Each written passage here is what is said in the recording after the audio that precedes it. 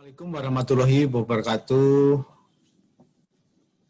Selamat pagi, selamat siang, salam sejahtera bagi kita semua. Om Swastiastu, Namo Buddhaya, salam kebajikan dan salam sehat untuk semua yang hadir pada kesempatan pada pagi dan siang hari ini. Perkenalkan, saya Wisnu Wijaya, saya Deputi Sistem dan Strategi dari Badan Nasional Penanggulangan Bencana, yang pada kesempatan hari ini diminta oleh panitia untuk menyampaikan beberapa hal terkait dengan kebencanaan untuk adik-adik mahasiswa. Terima kasih atas kesempatannya untuk bisa menyampaikan paparan ini.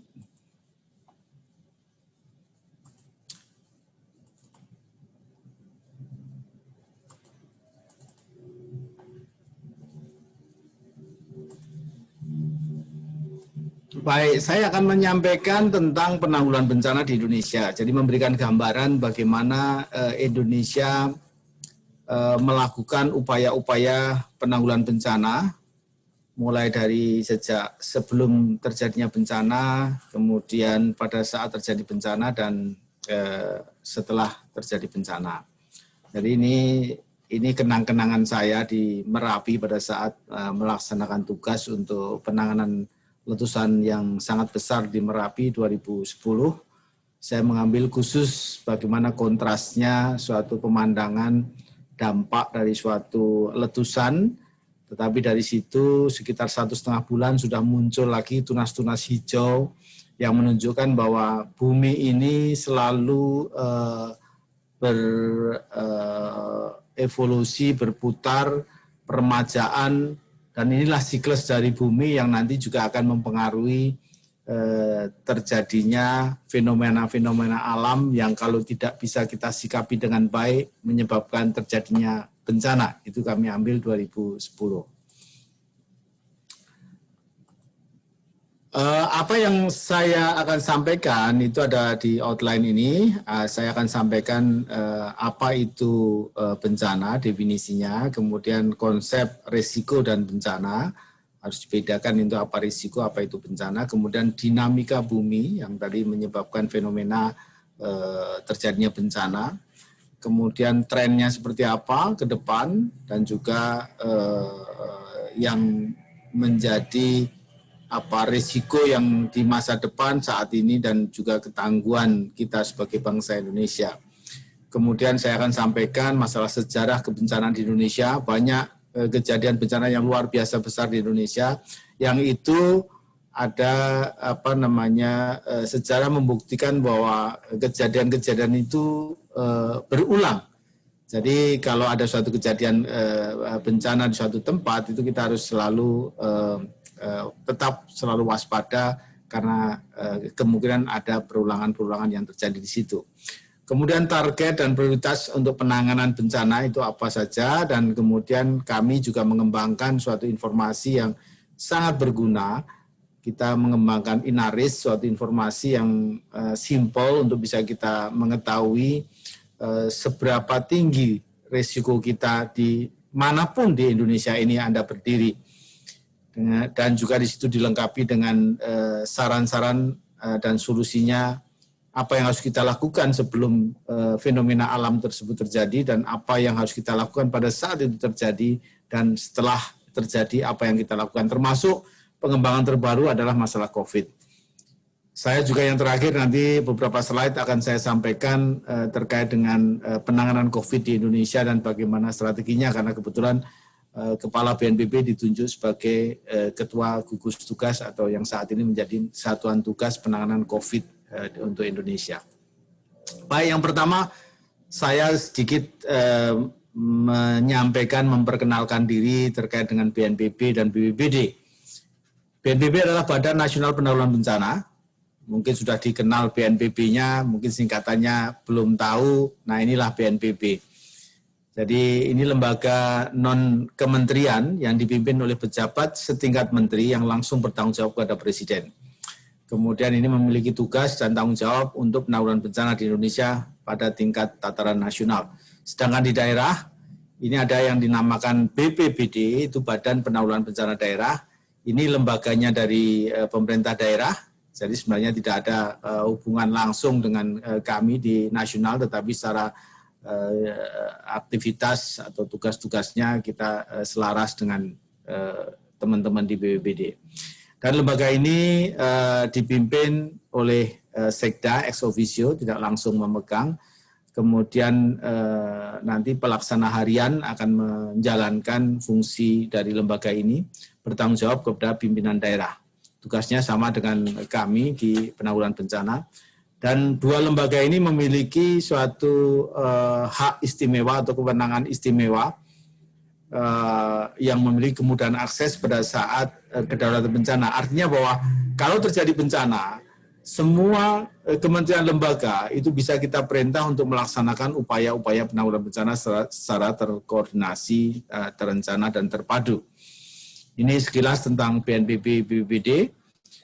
Nah, slide ini menunjukkan, menggambarkan definisi dari bencana itu sendiri.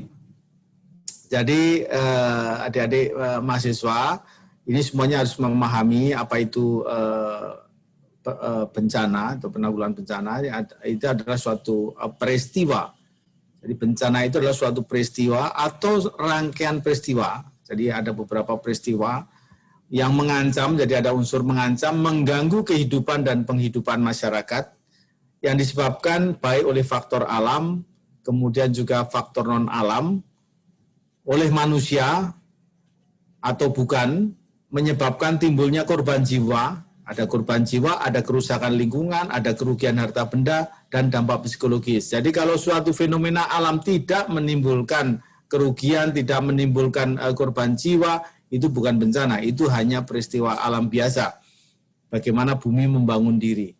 Nah, bedanya dengan definisi yang ada di UN, itu masih ditambah lagi bahwa fenomena alam tersebut yang terjadi, masyarakat dengan segala kemampuan, segala sumber dayanya tidak mampu untuk mengatasinya. Nah, itulah karena mereka membutuhkan pertolongan, itu disebut sebagai bencana.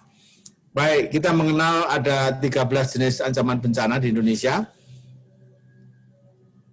Bencana-bencana akibat alam atau dalam hal ini adalah bencana-bencana geologi, sering kita sebut seperti itu gempa bumi, tsunami, dan gunung meletus.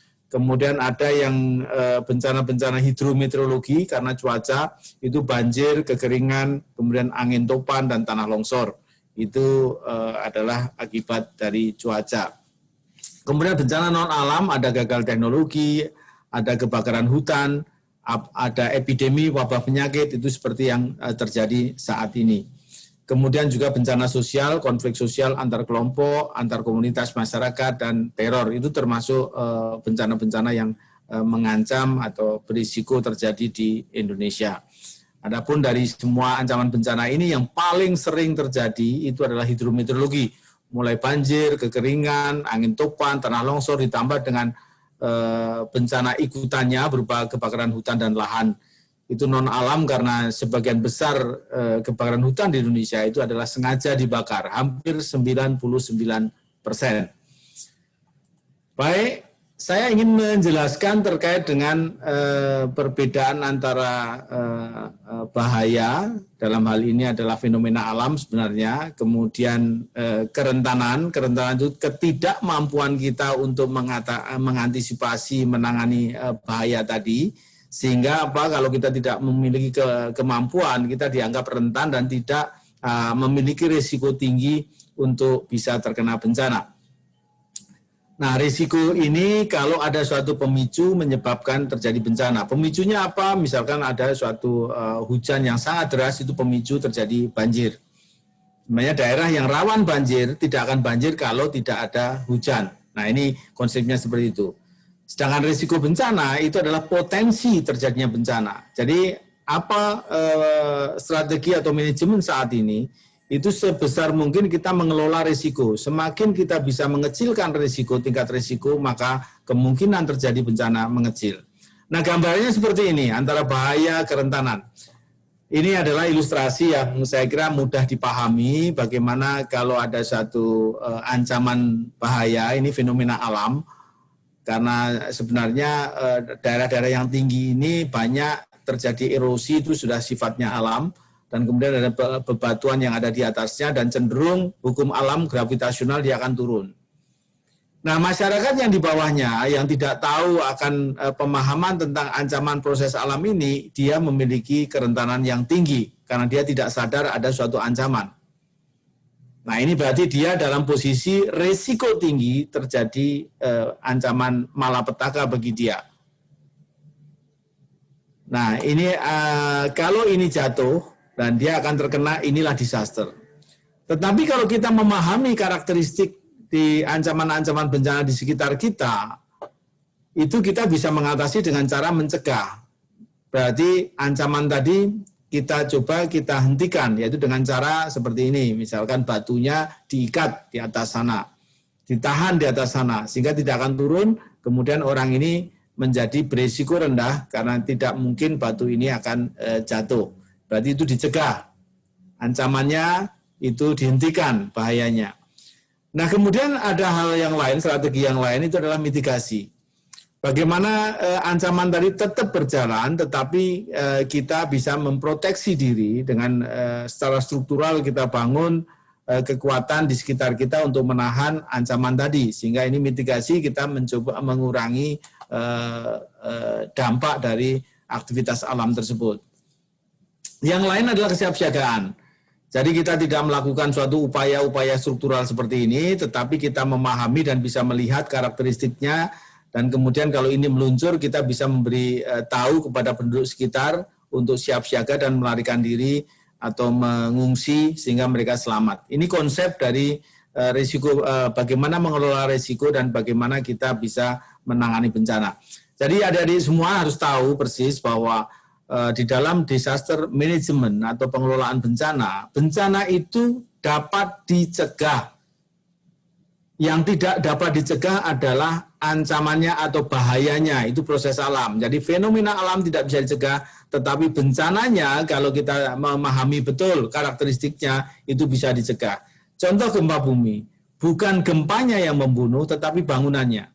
Gempa sekuat apapun tidak akan membunuh kita, tetapi yang membunuh adalah runtuhnya bangunan, runtuhnya lereng sehingga terjadi longsor dan menimpa kita. Itulah yang menjadi kita terjadi bencana, karena ada kematian, ada luka, dan ada kerusakan-kerusakan yang lain. Baik, saya lanjutkan. Nah, ini adalah karakteristik dari bumi di Indonesia yang sering disebut sebagai ring of fire. Mungkin sebagian sudah memahami, khususnya yang memang dari sejak di SMA atau mungkin SMP sudah belajar, tapi saya akan mereview sebentar sedikit gambarannya. Jadi sejak kira-kira 180 juta tahun yang lalu, bumi ini terus bergerak. Untuk diketahui saja bahwa umur bumi itu sebenarnya 4,6 kira-kira miliar tahun yang lalu. Ini termasuk muda 180 juta tahun yang lalu. Terlihat di sini benua di bumi ini tadinya jadi satu kesatuan, tetapi karena ada proses dari dalam bumi, akhirnya mereka memekar, menjauh. Seperti contoh terlihat benua Amerika dan benua Afrika itu tadinya menjadi satu, dan ini seperti puzzle, mozaik, dia pecah. Dan secara geologi, kebetulan background saya adalah geologi, itu batuan yang ada di Amerika Selatan itu sama persis dengan batuan yang ada di Afrika di bagian barat, bahwa itu terpecah. Nah, prosesnya tadi ada yang di tengah laut itu membuka dan ada yang menunjam seperti contoh gambar di sebelah kiri. Ini spreading, dia membuka di bawah samudra, kemudian di tempat yang lain adalah menunjam, dan inilah sumber-sumber gempa bumi. Jadi secara ilmu pengetahuan kebumian kita tahu di mana saja potensi-potensi gempa bumi. Sehingga bisa digambarkan seperti ini menjadi suatu ring of fire. Jadi ini ada suatu bisa disebut sebagai suatu lingkaran cincin api, cincin titik-titik merah ini adalah gempa-gempa dangkal. Ini pusat-pusat gempa. Kita lihat untuk wilayah kita di Indonesia itu sangat padat, kecuali di area di sebelah tengah sama di sebagian barat Kalimantan.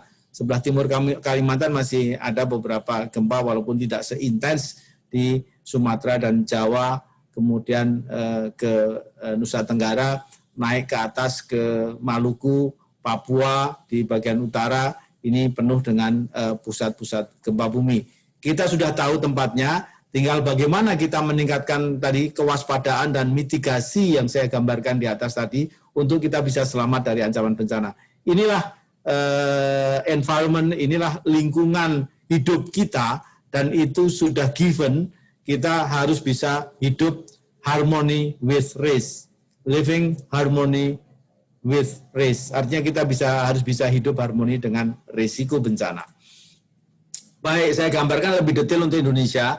Pergerakan tadi seperti ini, jadi di selatan Jawa, selatan Sumatera, sebelah barat Sumatera ini ada suatu pergerakan lempeng dari samudra. Kalau digambarkan di sini ada pergerakan lempeng menunjam di bawah Sumatera, di sebelah barat Pulau Nias, Mentawai, dan sebagainya, menunjam di bawah. Inilah menjadi pusat-pusat gempa bumi yang disebut sebagai megatrust. Ini cepat pergerakannya, cukup cepat ya, 71 mm per tahun. Kalau di Pasifik lebih cepat lagi karena 110 mm per tahun. Kalau hitungannya tahun mungkin tidak terlalu panjang pergeserannya, tetapi kalau kita sudah berhitung sampai ribuan tahun, itu menjadi sangat-sangat panjang atau sangat dalam penunjamannya, dan ini menjadi pusat-pusat gempa bumi. Semuanya sudah tergambarkan, ada satu patahan di darat, ini Sumatera, sepanjang Sumatera itu patahan, inilah sumber-sumber gempa. Kemudian ada juga di sebelah utara, Lombok, Bali, ini juga sumber gempa, seperti gempa Lombok yang terakhir waktu itu di area-area ini. Kemudian Palu Koro, ini juga sumber-sumber ancaman terjadinya bencana, tetapi ini sekali lagi masih fenomena. Menjadi bencana kalau ada kerugian harta benda maupun nanti korban jiwa. Baik, saya lanjutkan. Dari perkembangan ilmu pengetahuan dan banyaknya data ditemukan saat ini bahwa perkembangannya sangat cepat. Ternyata banyak sekali ditemukan patahan-patahan baru di bumi kita ini. Yang hijau ini menunjukkan patahan-patahan baru, yang merah adalah patahan lama yang sudah diketahui. Itu terjadi peningkatan jumlah patahan-patahan aktif yang berpotensi menjadi gempa bumi.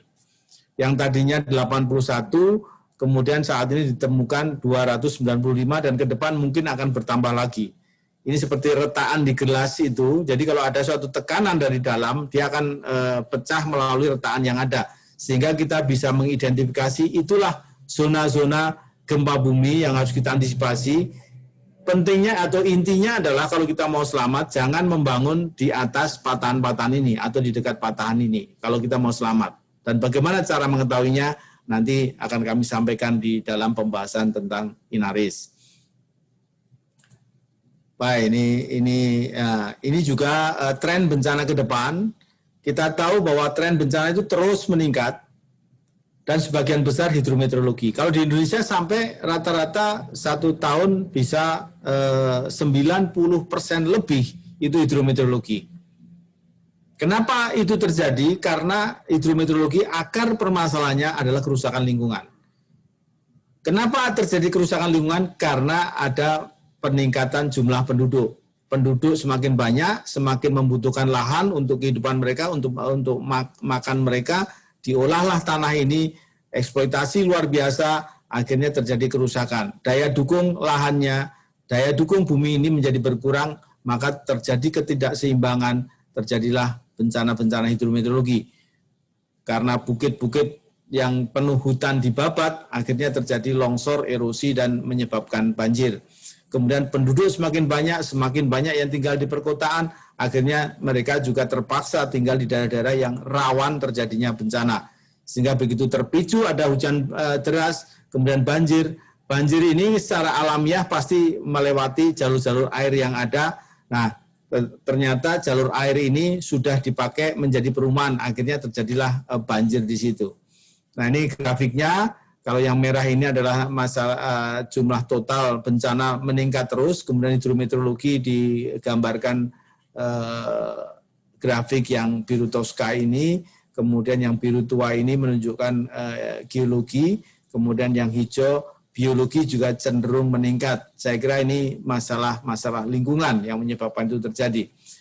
Bencana geologi walaupun jumlahnya tidak banyak, tetapi sekali kejadian itu biasanya sangat-sangat katastrof, sangat merusak, dan sangat besar jumlah kerugian harta benda dan kerusakannya.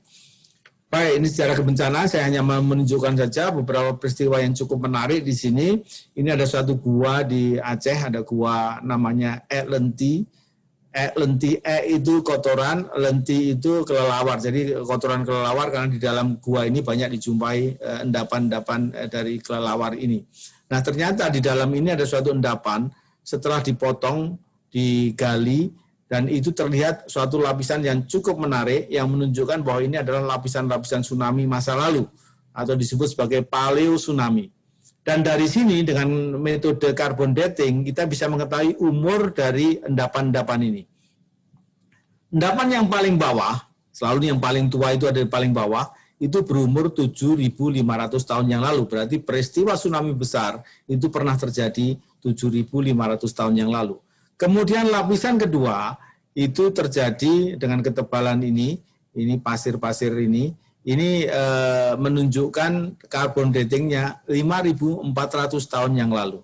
Kemudian di atasnya 3.300 tahun yang lalu, kemudian 2.500 tahun yang lalu, 2.800 tahun yang lalu, dan yang terakhir yang masih paling muda itu 2004. Nah, dengan mempelajari masalah sejarah ini yang terekam di dalam batuan, kita bisa menggambarkan apa saja proses alam, fenomena alam yang pernah terjadi. Bahkan di Aceh ini menurut cerita informasi teman-teman di Unsyah di sana, ini ada beberapa peradaban yang hilang gara-gara adanya tsunami ini. Jadi bencana itu bisa merubah peradaban. Baik, jadi peristiwa alam itu bisa berulang. Jadi kalau suatu tempat pernah terjadi gempa bumi, hampir pasti bahwa itu akan berulang. Meskipun nanti dari umur geologinya, periode ulangnya bisa hitungannya puluhan tahun atau ratusan tahun, bahkan bisa ribuan tahun. Semakin lama terpendam energinya, semakin besar biasanya bencana atau fenomena alam itu terjadi. Baik, ini juga dibuktikan di selatan Jawa, ditemukan endapan tsunami mulai dari ujung kulon sampai ke Pulau Lombok. Artinya bahwa kalau ada sedimentasi tsunami sedemikian panjang, itu pasti dibangkitkan atau diciptakan oleh suatu gempa bumi yang besar. Dan ditunjukkan ada beberapa koral yang tadinya di laut terangkat di darat dan sebagainya. Ini menunjukkan bahwa di daerah Binangen, di Desa Muara, Kecamatan Wanasalam, di Kabupaten Lebak, di pantai selatan sana, itu dijumpai beberapa bukti paleo tsunami mulai dari umur 3.000 tahun yang lalu, 1.600 tahun yang lalu, kemudian tsunami juga terjadi di 1699. Ini terjadi di sebelah selatan sana. Sehingga sampai sekarang sebenarnya pemerintah Hindia Belanda mungkin juga sangat memahami situasi itu sehingga tidak banyak pengembangan wilayah di selatan Jawa, di sebelah barat Sumatera itu sepertinya dihindari karena di sana banyak ancaman gempa bumi dan tsunami. Ini juga peristiwa perulangan yang terjadi di Sulawesi, di Patan Palukoro di Palu. Ini ahli geologi Indonesia, Bapak Profesor Katili, ini tahun 70-an, itu menyatakan bahwa Palu itu sebenarnya tidak layak menjadi ibu kota provinsi karena apa? Di sana ada patahan besar yang sangat aktif, itu Patahan Palukoro. Dan beliau menyampaikan tahun itu menyampaikan bahwa dari perhitungan kemungkinan sekitar tahun 2000 itu akan ada gempa besar. Nah, tahun 2000 tidak terjadi, yang terjadi adalah di 2018. Jadi prediksinya meleset sedikit saya kira, dan itu perulangannya tercatat 1927, 1968, dan 2018 terjadi di sana. Ini ada perulangan. Ini juga bukti sejarah dari arsip yang ada. Kami juga saat ini juga punya program untuk belajar dari arsip sejarah untuk mengetahui kira-kira ancaman apa yang mungkin ada di suatu tempat di Indonesia. 5 Januari 1699 tadi ada bukti sejarah juga bahwa ada endapan yang sangat luas di selatan Jawa, itu kemungkinan dibangkitkan oleh gempa bumi 1699. Ada juga peristiwa 1780 dan 1834 itu pernah merusakkan di daerah di Jakarta, sehingga perlu waspada. Tapi sekali lagi bahwa bukan gempanya sebenarnya yang membunuh, tetapi bangunannya. Kalau bangunan kita perkuat sesuai dengan standar teknis, bencana bisa kita hindari. Jadi kita bisa cegah bencana dengan cara itu, bencana gempa bumi ya, itu bisa kita cegah. Ada juga di Ambon, ini banyak catatan-catatan sejarah. Nah, bagaimana kita menentukan ke depan ini seperti apa target-targetnya? Kita sepakat di secara global, bencana itu tidak ada batasnya, sehingga kita ada suatu kesepakatan global, kerjasama global, untuk coba menekan jumlah angka kematian, itu target nomor 1. Target berikutnya adalah jumlah penduduk yang terdampak harus kita kurangi, kemudian jumlah korban atau kerugian akibat bencana kita kurangi, dan kemudian kerusakan infrastruktur kita kurangi. Dan kemudian untuk perkuatannya, kita siapkan untuk strategi pengurangan risiko bencana di daerah, kita dorong mereka memiliki rencana dan sebagainya untuk penanggulangan bencananya.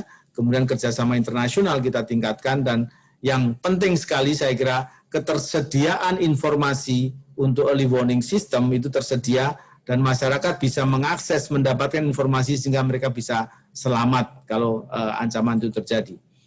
Baik, sedangkan untuk prioritas aktivitas untuk kita lakukan, yang pertama adalah, ini langkah pertama saya kira penting bahkan untuk diri kita sendiri. Dimanapun kita berada, kita harus memahami risikonya apa di situ. Kita harus pelajari betul. Sumbernya dari mana? Sumbernya kita punya Inaris yang bisa di-download nanti dari App Store atau Play Store. Itu ada di sana Inaris personal untuk mengetahui posisi kita itu ancamannya apa, rumah kita itu ancamannya apa.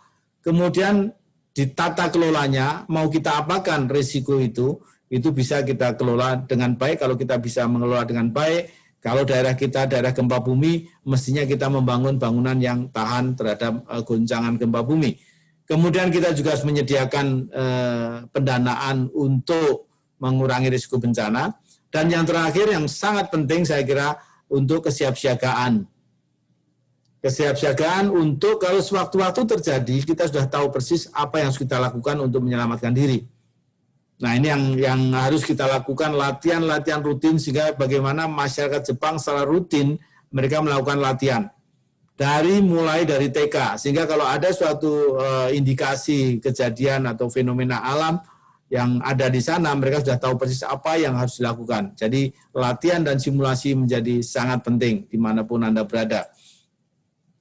Nah, untuk mengetahui semuanya ini, karena ini kemajuan teknologi sudah luar biasa maju saat ini, dan ini saya kira generasinya adik-adik sekalian yang masuk perguruan tinggi saat ini, yaitu informasi mestinya harus di dalam genggaman kita, sehingga kita bisa mengambil keputusan untuk kita selamat. Nah, ini harus kita bangun bersama. Ingat, saya juga sampaikan bahwa early warning terbaik, peringatan dini terbaik, itu adalah saat ini bisa kita lihat contohnya adalah Google Map. Jadi kalau dengan Google Map, kalau jalan tol di sebelah saya ini, kebetulan saya bisa melihat jalan tol dari sini, dari kantor saya di Jalan Pramuka. Kalau dari petanya itu menunjukkan itu merah, karena ada kemacetan, saya tidak perlu polisi untuk mengambil keputusan, mengatur diri saya untuk lewat mana, saya langsung bisa melihat di dalam peta, mana jalur yang hijau warnanya jalannya, saya lewat situ dan saya akan tiba di rumah dengan waktu yang paling cepat tanpa harus sengsara menderita karena kena bencana kemacetan di Jakarta. Nah, itu contohnya seperti itu. Sehingga kalau kita bisa membaca, kita mengetahui kalau terjadi gempa bumi kita harus seperti apa, kita bisa selamat. Pada dasarnya masyarakat itu selamat karena mereka mendapat informasi yang tepat dan bisa bertindak berubah perilaku menjadi lebih aman dari bencana. Baik, kenapa menggunakan di tangan HP? Karena perkembangan HP luar biasa, informasi melalui HP ini cepat sekali. Kita lihat ini di dalam petanya di sini. Pengguna HP di Jawa ini merah itu menunjukkan bahwa ini sangat padat, coverage-nya sangat luas. Mereka saling terhubung di sini, kemudian juga di Sumatera sebagian sudah memerah, sebenarnya semakin banyak yang menggunakan, dan ini kalau nanti kita bisa gunakan informasi melalui HP ini, itu akan banyak sekali bisa memberikan informasi kepada masyarakat sehingga mereka bisa mampu mengambil keputusan sendiri untuk bisa selamat. Ini salah satu yang kami harapkan 2024 kita sudah punya sistem ini.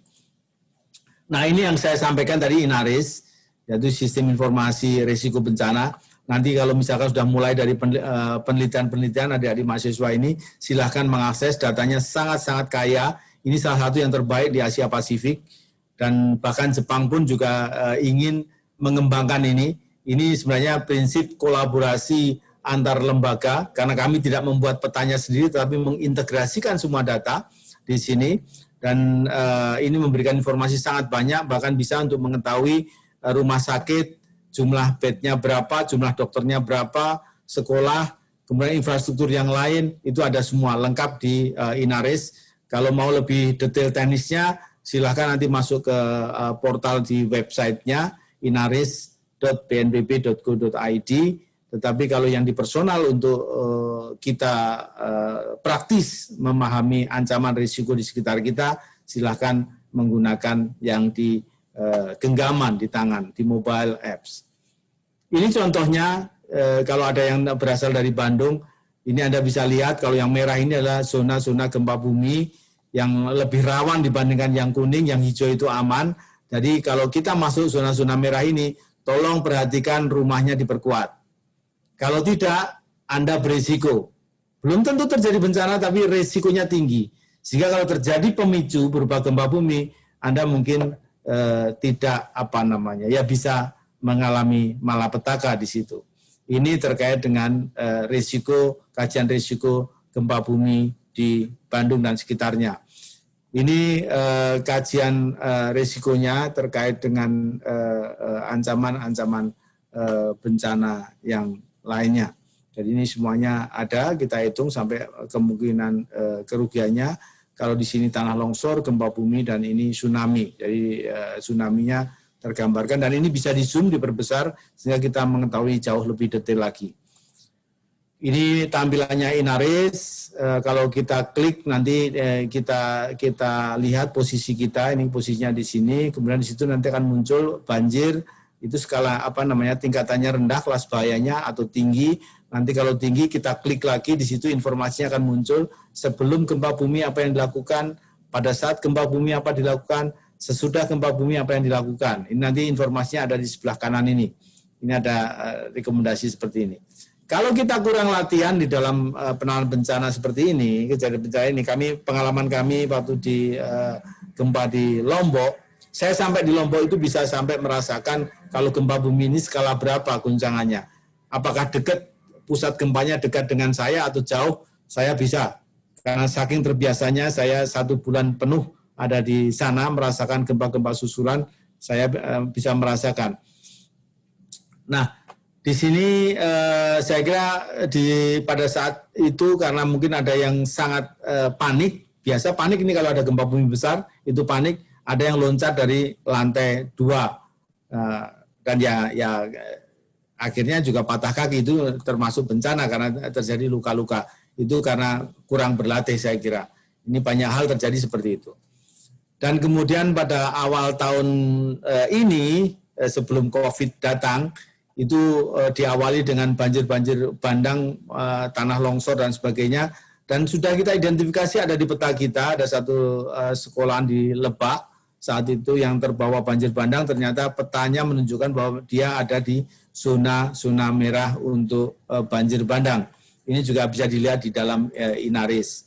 Nah, sedikit saya memberikan tambahan ini terkait dengan fakta dan kenyataan di dunia tentang COVID, mungkin perlu ada yang saya share sekalian, karena ini masih isu yang menarik di Indonesia saat ini. Pejabat dari WHO, salah satu direktur eksekutifnya WHO menyampaikan, dari Dr. Michael Ryan, itu menyampaikan bahwa kemungkinan virus ini atau COVID ini akan selalu beserta kita, karena kita juga tidak tahu kapan ini akan hilang. Oleh karena itu yang perlu kita lakukan adalah kita harus bisa beradaptasi dengan situasi ada makhluk ini. Apa yang harus kita lakukan? Harus kita beradaptasi supaya apa? Supaya kita bisa hidup lebih produktif tetapi tetap aman COVID. Ini sangat sangat menantang sekali saya kira masalah COVID ini, karena sebagian masyarakat itu juga ada yang percaya bahwa COVID itu ada yang sama sekali tidak percaya, dia acuh saja. Dan ini yang menyulitkan kita di dalam menangani lebih cepat dari untuk menangani COVID ini. Orang-orang yang tidak percaya cenderung dia juga mobilitasnya tinggi dan dia banyak terkena dan juga bisa banyak menularkan. Nah, ini yang harus hati-hati. Kemudian sebenarnya belajar dari sejarah lagi, saya sampaikan kalau kita mau belajar dari sejarahnya, itu sudah banyak sekali terjadi pandemi seperti ini di dunia. Itu wabah pes tahun 500-an atau setelah Masehi, 500 Masehi, itu juga Eropa itu sekitar 25 juta orang pada saat itu meninggal karena wabah ini. Ada juga Black Death, ini sama dengan ini, saya kira hampir sama, pes juga, itu kira-kira 2/3 penduduk Eropa meninggal. Itu ditandai dengan kulit yang menghitam, itu akibat pes. Kemudian flu Spanyol, ini yang dekat Indonesia juga terdampak ternyata flu Spanyol, ini sekitar 50 juta kematian, sampai 0,5 miliar orang tertular, dan di Indonesia sendiri 4 juta orang meninggal. Sebagian besar ini terjadi di Jawa Timur, Madura juga berkurang penduduknya 23%, di Banten 21%. Ini pada saat itu penyebabnya adalah virus H1N1 seperti dari flu burung. Ini mirip dengan itu.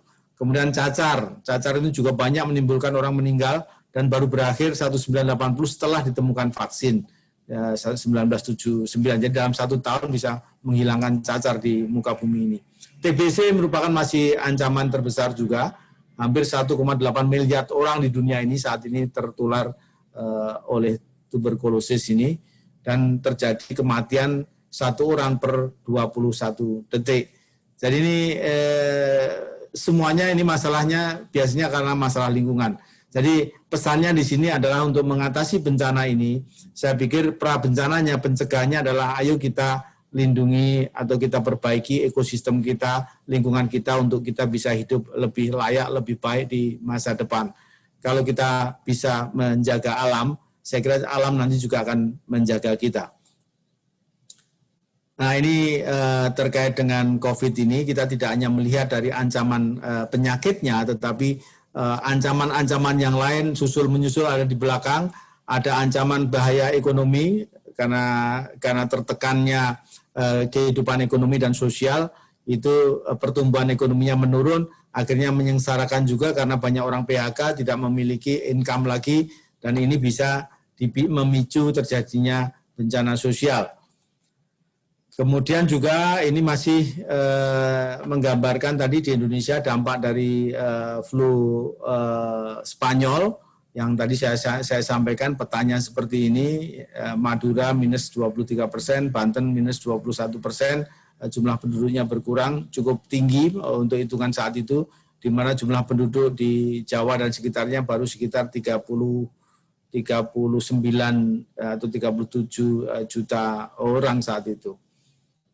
Dan mirip juga mulainya juga pada bulan-bulan Maret, Februari, Maret, kemudian meninggi pada bulan September, November menjadi puncaknya, kemudian menurun kira-kira selesai selama 2 tahun. Nah, kemudian pendekatannya bukan pendekatan medis, tetapi sosialisasi untuk perilaku.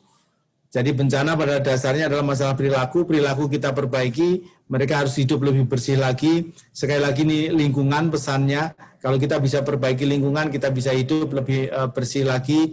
Kalau dalam hal COVID ini, kita kenal 3M, jadi memakai masker, menjaga jarak, dan kemudian mencuci tangan. Kalau itu kita lakukan, sesimpel itu, kita akan bisa terbebas dari COVID ini. Tapi masalahnya kita masih kurang disiplin, dan seringkali juga salah dalam menggunakan masker ini. Nah, kalau kita lihat strateginya di seluruh dunia, itu sebenarnya sama saja apa yang dilakukan. Pertama adalah masalah melakukan komunikasi, memberikan pemahaman terkait dengan ancaman COVID ini. Kemudian kita minta untuk memakai masker, menjaga jarak, dan cuci tangan. 4 pertama ini adalah perubahan perilaku. perilaku kita yang tadinya selalu dekat karena kita makhluk sosial yang sangat kuat di Indonesia ini, tiba-tiba karena ada COVID kita dilarang untuk saling berjabat tangan. Nah ini merubah perilaku nggak gampang ternyata. Nah ini yang tetap harus kita lakukan dengan disiplin, semuanya kita lakukan dengan cara seperti ini adalah perubahan perilaku. Dan kalau yang berikutnya, ini adalah lebih ke respon bagaimana kita menangani secara medis. Nah, kalau kita tahu kekuatan kita dan kelemahan lawan, nah kita mengacu pada pola perang semesta yang ini ada satu ahli perang yang Sun Tzu ini menyatakan bahwa kenali dirimu, kenali musuhmu, kenali medan perangmu, maka 1000 kali perang, 1000 kali kamu menang. Jadi kekuatan kita sebenarnya ada di perubahan perilaku di sini karena ini kegotong royongan itu kekuatan kita. Tetapi di medis kita sangat-sangat lemah karena apa? Kita hanya punya dokter spesialis yang sangat terbatas. Jumlah dokter kita total saja juga sangat terbatas. Jumlah rumah sakit juga terbatas. Jumlah bednya terbatas. Untuk masalah paru-paru, dokter spesialis paru-paru di Indonesia itu hanya sekitar mungkin tidak lebih dari 2.000. Sehingga bagaimana 2.000 ini melayani kasus masalah pernapasan di Indonesia. Untuk itu yang diutamakan adalah benteng atau garda terdepan kita adalah kita secara individu, keluarga kita, komunitas kita. Kalau kita bisa melakukan 4 hal yang awal ini secara ketat, secara disiplin, dari ujung sana, mulai dari rumah kita biasakan, kita akan mampu mengalahkan ini. Tetapi kalau kita lepas di sana dan kita menganggap enteng masalah COVID ini, mungkin kita akan kalah menghadapi ancaman COVID ini. Jadikan para tenaga medis itu sebagai benteng terakhir, karena itu kelemahannya di sana. Kalau kita biarkan mereka bekerja keras karena kita tidak disiplin, kemungkinan kita akan semakin lemah di bidang kesehatan, karena tidak mudah, tidak cepat kita bisa menyediakan tenaga-tenaga kesehatan ini. Itu kuncinya di sana. Dan kunci yang menarik lagi di dalam kasus COVID ini, tindakan medis itu ternyata hanya 20%. Selebihnya imunitas di dalam diri kita itu 80% bisa mengalahkan. Dan bagaimana kita meningkatkan imunitas, itu ternyata caranya adalah kita harus happy. Kita harus tenang, tidak stres. Cukup olahraga, cukup istirahat, kemudian makan makanan yang bergizi. Itu proteksi dari dalam diri kita sendiri. Dan yang penting lagi, karena risiko yang paling tinggi adalah orang-orang tua dengan penyakit atau komorbid, makanya orang-orang tua di sekitar kita, coba kita protek mereka sebisa mungkin. Jangan terlalu banyak beraktivitas di luar. Mobilitasnya kita batasi. Kita karantina. Toh ini hanya sementara. Dan orang-orang yang muda, itu jangan sampai juga terlalu bebas pergi kemana-mana merasa badannya sehat. Kadang-kadang terkena pun dia juga tidak merasakan dan sembuh sendiri. Tetapi dia kalau kembali ke rumah, itu bisa mencelakakan, menyebabkan bencana bagi orang-orang tua yang ada di rumah mereka. Saya kira itu yang bisa saya sampaikan, gambaran besar di Indonesia, bagaimana kita menghadapi ancaman bencana di Indonesia. Indonesia memang daerah yang banyak fenomena alam yang bisa menjadi bencana, tetapi dari sisi lain kalau kita melihat dari persepsi yang lebih positif, fenomena alam ini adalah anugerah bagi kita, karena fenomena alam ini telah menghasilkan banyak mineral-mineral yang sangat berharga, bahan-bahan tambang yang sangat berharga, yang bisa kita nikmati asal kita cukup cerdas untuk menyikapi risiko bencana yang ada, kita mampu mencegah fenomena alam terjadi, tetapi kita bisa menghindar untuk sementara, begitu selesai fenomena alamnya, kita bisa kembali lagi dan menikmati hasil yang telah dikeluarkan oleh fenomena alam tersebut. Demikian yang bisa saya sampaikan. Saya ucapkan selamat bergabung adik-adik mahasiswa untuk belajar lebih dalam lagi ke depan untuk membantu terutama pemahaman kita terkait dengan risiko dan bagaimana solusinya. Bekerjalah mulai dari mencari masalah, dari masalah itu temukan solusinya, dan dari solusi itulah kamu bisa berkarya dan bisa menghasilkan sesuatu dan jadikan Indonesia bukan pusat musibah, pusat bencana, tapi pusat industri solusi bencana. Demikian, terima kasih. Saya akhiri sesi saya. Semoga semuanya bisa aman, selamat dalam menghadapi situasi yang saat ini belum terlalu kondusif. Terima kasih, saya akhiri. Assalamualaikum warahmatullahi wabarakatuh. Om Santi, Santi, Santi. Om dan salam sejahtera bagi kita semua.